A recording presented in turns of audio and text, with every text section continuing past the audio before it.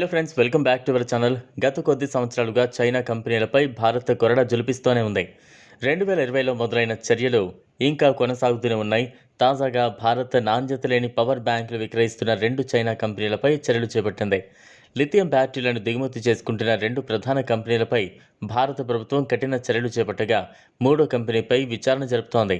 China నుంచి దిగుమతి అవుతున్న నాసిరకం పవర్ బ్యాంకుల అమ్మకాలు పెరుగుతున్న నేపథ్యంలో కీలక చర్యలు చేపట్టింది.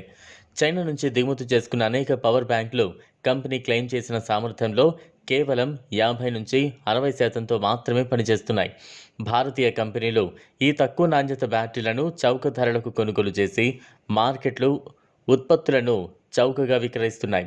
ఈ చర్య మార్కెట్లో ఆరోగ్యకరమైన పోటీని ప్రభావితం చేయడంతో పాటు భద్రత, పనితీరు విషయంలో కస్టమర్ని తప్పుదారి పట్టిస్తోంది. ఈ నెల ప్రారంభంలో బ్యూరో ఆఫ్ ఇండియన్ స్టాండర్డ్స్ భారతదేశంలో ఉపయోగించే 50% కంటే ఎక్కువ లిథియం బ్యాటరీలను సరఫరా చేసిన 2 చైనీస్ బ్యాటరీ సరఫరాదారుల రిజిస్ట్రేషన్లను చేసింది. గ్వాంగ్జాంగ్ క్వాసన్ new energy technology, Ganzhou naval battery technology లైసెన్సులను రద్దు చేయగా, గంజౌ టావో యుబాన్ న్యూ ఎనర్జీ విచారణ జరుపుతోంది. అధికార వర్గాలు నిర్వహించిన టెస్టుల్లో చాలా పవర్ బ్యాంకులు కంపెనీలు ప్రకటించిన సామర్థ్యానికి అనుగుణంగా లేవని గుర్తించారు. ఎంఏహెచ్ బ్యాటరీ అని విక్రయిస్తే దాని సామర్థ్యం 4 నుంచి 5,000 ఎంఏహెచ్ బ్యాటరీ సామర్థ్యం ఉన్నట్లు గుర్తించారు. ఆయా కంపెనీలు బిఐఎస్ ఆమోదం కోసం పరిమిత సంఖ్యలో నిబంధనల మేరకు పవర్ బ్యాంకులను తయారు చేసి పంపాయి. ఆ తర్వాత కంపెనీలు తక్కువ సామర్థ్యం ఉన్న బ్యాటరీలను భారతీయ బ్రాండ్లకు విక్రయిస్తున్నాయి. ఈ నాసిరకం బ్యాటరీలు ధరలో 25% వరకు తగ్గగా వినియోగదారులు నాసిరకం ఉత్పత్తులు కొనుగోలు చేయాల్సి వచ్చింది. ఇదిలా ఉంటే అమెరికా, చైనాల మధ్య కొనసాగుతున్న వాణిజ్య ఉద్రిక్తతలు భారత్కు కొత్త అవకాశాలను చూపిస్తున్నట్లుగా నిపుణులు అభిప్రాయపడుతున్నారు. చైనా వస్తువులపై అమెరికా సుంకాలు విధించడంతో భారతీయ ఎగుమతిదారుల ఆర్డర్లలో పెరుగుదల నమోదవుతోందని తెలియజేస్తున్నారు. అమెరికా, చైనాల మధ్య జరుగుతున్న వాణిజ్య సంఘర్షణతో భారత్ లబ్ధిదారుగా మారుతుందని చెబుతున్నారు.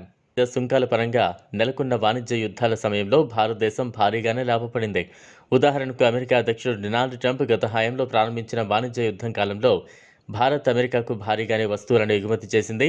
ఆ సమయంలో అమెరికాకు ఎగుమతి చేసే దేశాల్లో భారత్ 4వ అతిపెద్ద లబ్ధిదారుగా అవతరించింది. ప్రస్తుతం చైనా దిగుమతులపై సుంకాలు విధించడంతో యుఎస్ ప్రత్యామ్నాయ సరఫరాదారులను అన్వేషిస్తోంది. అందులో ప్రధానంగా భారత్ వైపు మొగ్గు చూపేందుకు అవకాశం ఉంది. ఎలక్ట్రానిక్స్, మిషనరీ, దుస్తులు, తోలు, పాదరక్షలు, ఫర్నిచర్, ఫార్మాస్యూటికల్స్, బొమ్మలు వంటి కీలక రంగాల్లో యుఎస్, చైనా టారిఫ్ల వల్ల భారత్ లబ్ధి పొందే అవకాశం ఉందని నిపుణులు అంచనా వేస్తున్నారు. అధిక ఖర్చులను నివారించడానికి యుఎస్ కొనుగోలుదారులు భారతీయ కంపెనీలపై దృష్టి సారించనున్నారు. ఈ వీడియో మీకు నచ్చినట్లయితే లైక్ చేయండి, షేర్ చేయండి, ఛానల్ను సబ్స్క్రైబ్ చేసుకోండి. Thanks for watching.